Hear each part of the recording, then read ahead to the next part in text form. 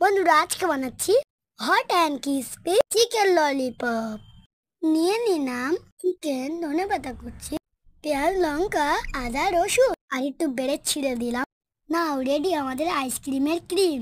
তার উপরে এবারে দেবো লবণ, ভাজা মশলা আর একটু গরম মশলা। ভালোভাবে মাখিয়ে নিব হাত দিয়ে।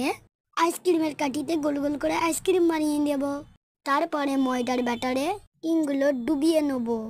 ব্রেড ক্রাম্বে সাঁতা দিয়ে দেবো। কি ভাল লাগছে দেখতে। তেল গরম আর মুড গরম, ফ্রাই দিচ্ছি, সোনালি হইতাছে আর আমি ভাবতেছি কেমনে এত ট্যালেন্টেড। নাও রেডি আমাদের চিকেন ললিপপ, খাই আর দেখি। দারুণ।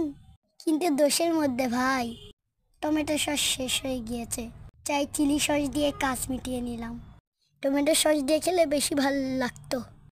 কমেন্টে জানাও বন্ধুরা তোমার ফেভারিট স্ন্যাক্স কোনটা।